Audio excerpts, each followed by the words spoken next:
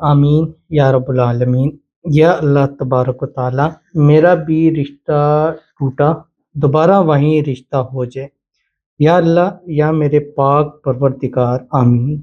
सब बहन भाइयों आमीन कह दो अपनी बहन के लिए, सुमा आमीन। देखें कितनी उम्मीद के साथ कहा है।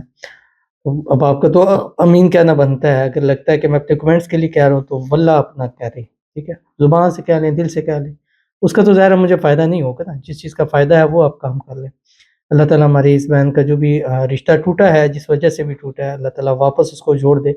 अल्लाह ताला इनके नसीब अच्छे करे, बदनसीबी के ताले खोले। अल्लाह इनकी किस्मत का सितारा चमका दे। अल्लाह इनके नसीब अच्छे कर दे।